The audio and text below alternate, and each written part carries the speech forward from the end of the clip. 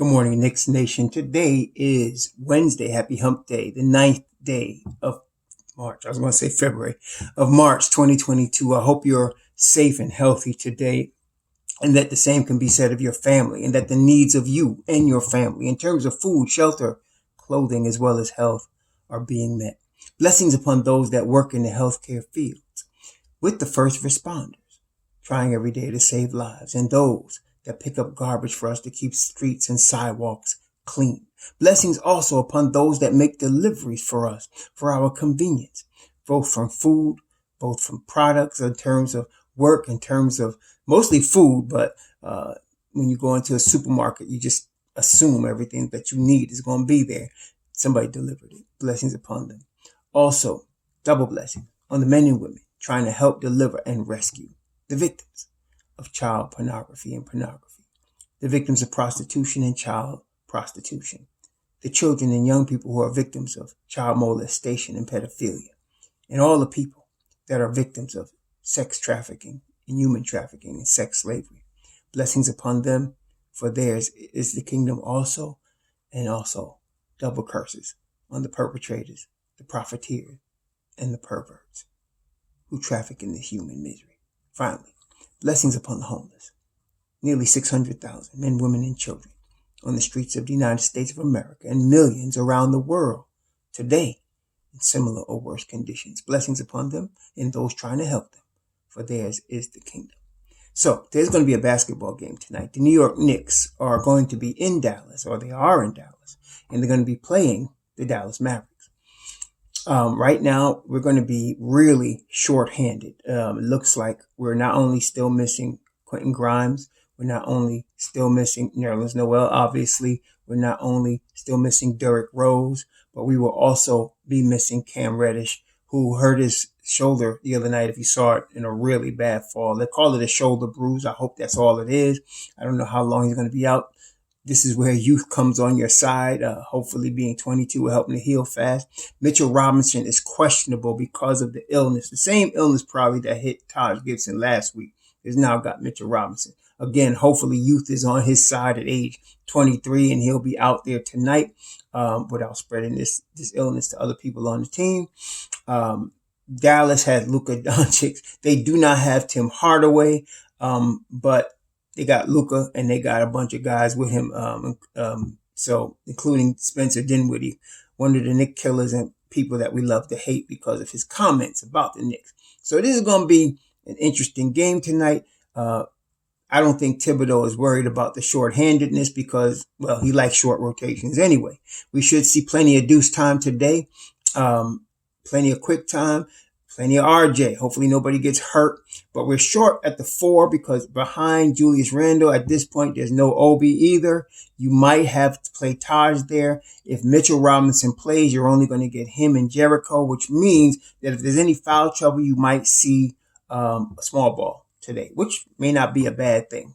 On the wing, of course, you're going to have still RJ. You're going to have still Evan Fournier.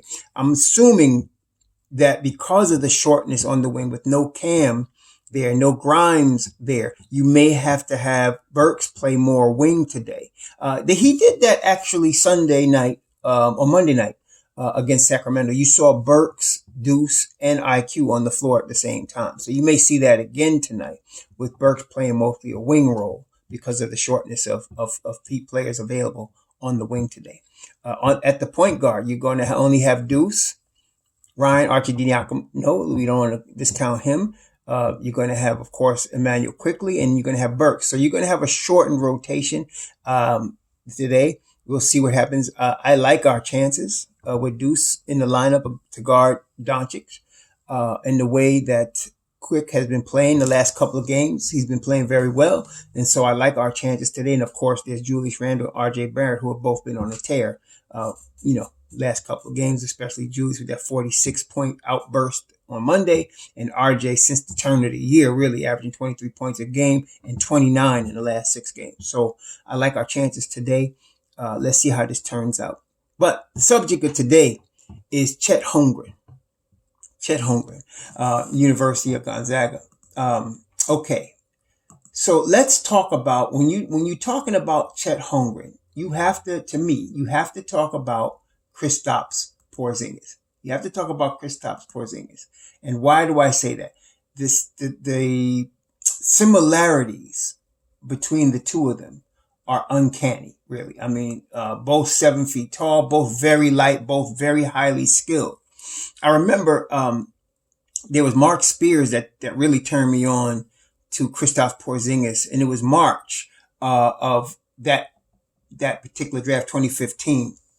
And I remember telling people that the Knicks were going to draft this kid and nobody had heard of him. I hadn't before Spears mentioned him in March of that year. Then I did research on him and I was blown away by, obviously what we know now to be unicorn skill level. So, and I was like, the Knicks are going to draft Kristaps Porzingis. At that time, everybody was talking about getting Cat, D'Angelo Russell. I remember Hazonia was actually in the conversation. Moutier was in the conversation.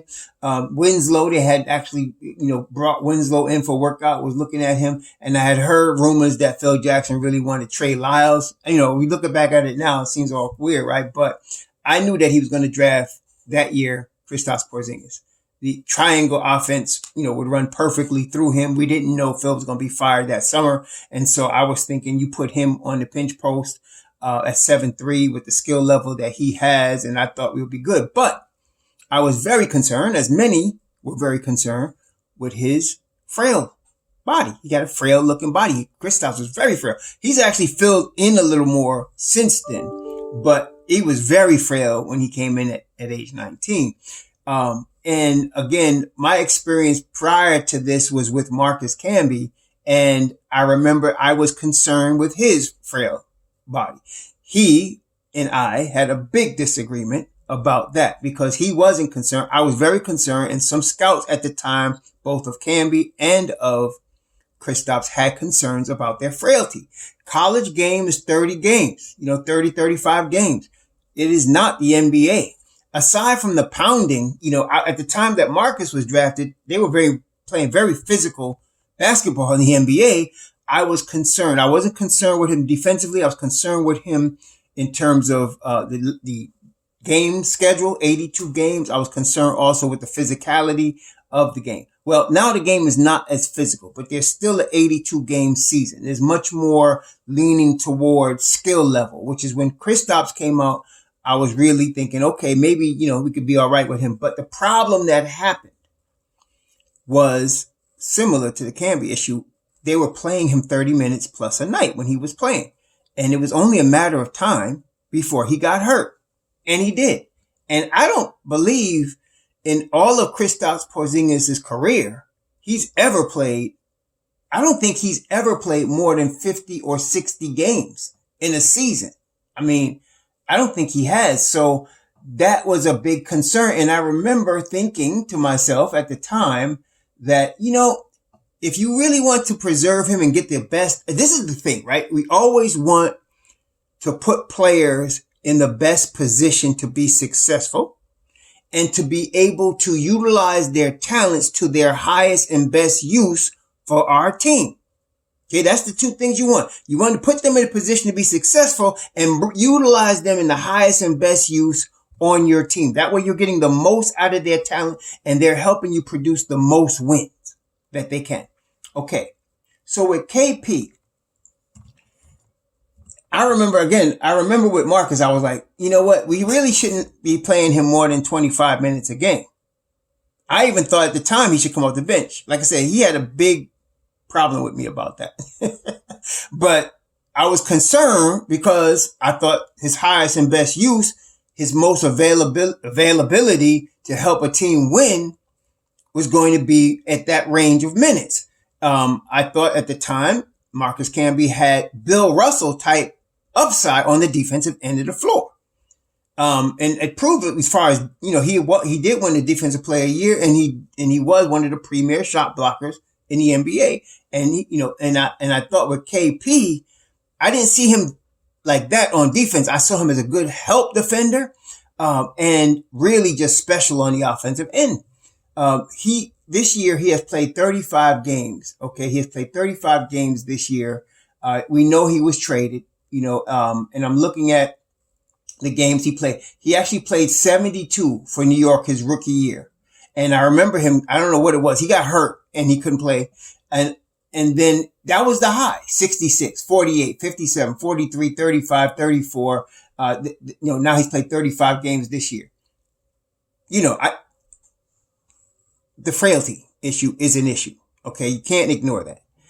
With Holmgren, it's the same situation. You have an elite talent, offensive skill set with this guy. 7 feet tall, runs the floor, handles the ball, good defense in terms of using his length.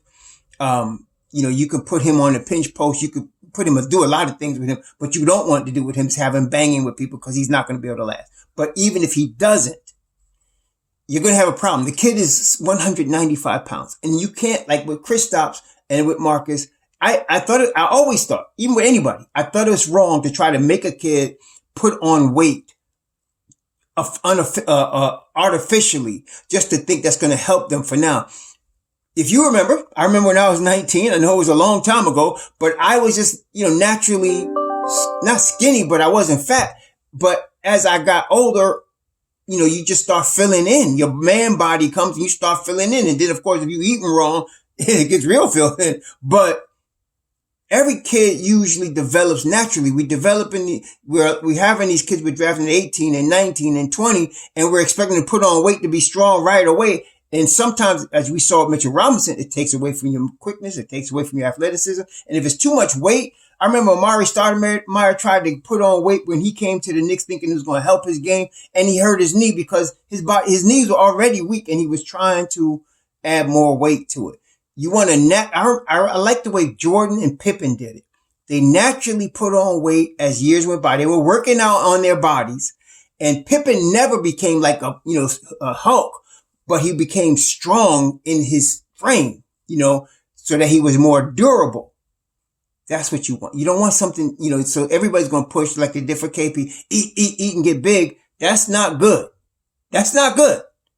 You want to be stronger. There's a difference between getting bigger and getting stronger. You want to get stronger. You want your ligaments and you want your structure to be able to take a pounding in terms of the 82 game schedule and to be ready for that. You don't need to be big for that.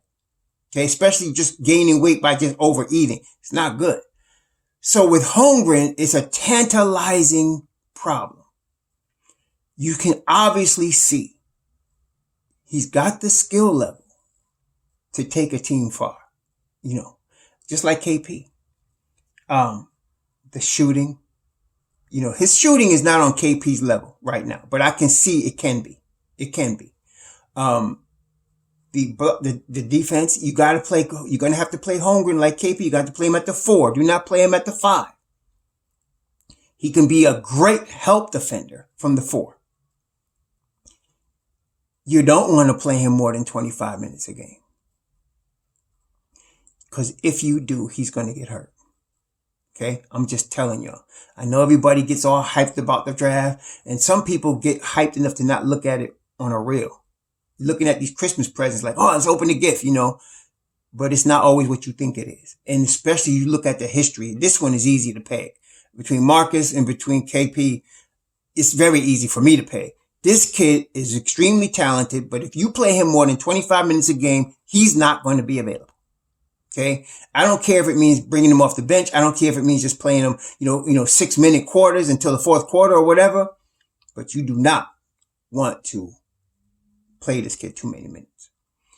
Some teams going to draft him. If he fell to the Knicks, to me, I have him third on my board right now. I got Smith Jr. at the top of my board. I got Ivy behind him, and then this kid. If he fell in our lap, like RJ did, we wanted the top pick that year, Zion. Remember that year? Everybody wanted Zion, and everyone wanted Knicks to tank. I hate tanking, but anyway, we ended up with the third overall pick. So it was Zion, then Ja, then RJ. And actually, I think a lot of us was disappointed. I was at the time because I wanted Zion. I didn't even think we was gonna get Zion, but I really wanted Ja. But okay, we got RJ, and RJ was legit, as we can see now. He's legit. So if we were to get a third overall pick and get Holmgren, we'd have to take him. You just have to take him. Okay. I don't know what would happen with Obi. I don't know what would happen with Randall. But you got to take him if you get Holmgren. But you cannot play him. That's why I don't like him for Tom Thibodeau. I don't like him for Tom Thibodeau. Unless you're going to play him on the second unit. Some of y'all get caught up, well, he's a lottery pick. He's got to be the star. No. You want the highest, best use to help you win the most games and put him in the best position to be successful. That is not saying because he's the number one pick, we got to start him. We got to put him out there. No, that's stupid. He's going to get hurt. Okay. This kid's going to get hurt.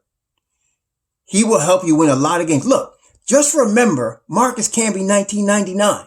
If y'all just look at that, he came off the bench. And when he came off the bench, he led that Mobb Deep unit and him and Sprewell was killing. That's when they end up going to the finals. If we had a healthy Patrick Ewing right there, I don't know. I think we might have won. We might have had a chance against the Spurs, even though Patrick Ewing was way past his prime right there. But, that wasn't the case. But my point is, Marcus came off the bench 20, 25 minutes a game and he would blow it up. He was running the floor, blocking shots, finishing. It was tremendous, and I'm saying KP should be the same and Holmgren should be the same. Okay. I know it sounds crazy. Some of y'all not going to understand it because you seem to have this automatic. If you pick a lottery pick, top 10, top 5, got to start. Not all guys are like that. Holmgren's not. I'm telling you right now. He's going to get hurt. So what you want to do is you want to preserve him. So build him up to 25 a game. And I mean, build him up to 25. Don't start him off playing. Remember, he's coming out of a 35 game season. He's going to be in the NBA where you can have 3 games in 2 nights. 3 games in 4 nights. You could do that. You have back to backs. He's going to have to be brought along slowly, not only because of the experience level he's going to need to accumulate, but also his physical availability. The best ability is availability. You want to make sure this kid's available if you're going to pick him now. That's what I'm saying. So if he fell to the Knicks, I'm saying to you, we got to get him. We don't let him go. I'm not trading up for him. I'm not trading up for him. But if he fell to us, I'm taking it. But I would have to adjust everything. Why would I do that?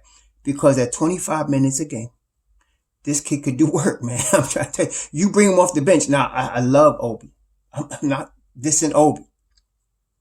In fact, I would want Obi to start if we drafted Holmgren and trade Randall and get something good for Randall. Get a Donovan Mitchell, get a DeJounte Murray. Try something with Randall, okay? I love Randall. I mean, he did the 40-60 the other night. I know this sounds crazy, but listen, we had a big sample size of Mr. Julius, and he's a really good player. He's really all-star. He was all-star last year.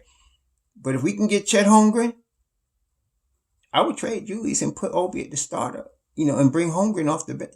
Holmgren off the bench for the Knicks. Give him 15, 20 minutes.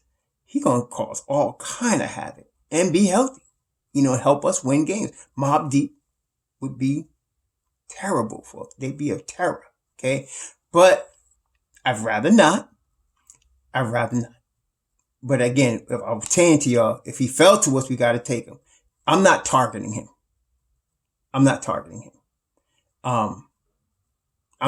up for him. Okay. I'm not.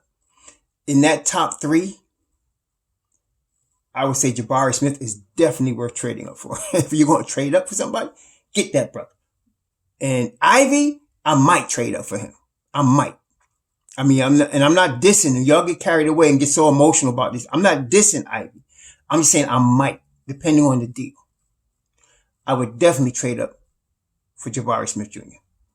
That's my guy, number 1. But the other guys, I would not trade up for Holmgren. I would not, because of what I just told y'all. So that's the video for today. Think about what I said. Please listen to the whole thing before you start commenting. Some of y'all ain't gonna do that anyway. Anyway, please enjoy your Wednesday. Be safe out there. I'm looking for a very competitive game from the Knicks today. I'm very, even without Cam, we need Cam, but this is going to be hard. But I'm looking for a very competitive game. It's not a back-to-back. It is on the road. I think Julius is strong. He's a strong guy anyway, And I think he's going to be ready to do his thing. Offense rolls through RJ. We're going to have Deuce and IQ handling the point. I think we're going to be all right. All right. I think we are. But we'll see tonight. Anyway, that's Chet Holmgren. Y'all go ahead, have a safe and blessed Wednesday. Shalom.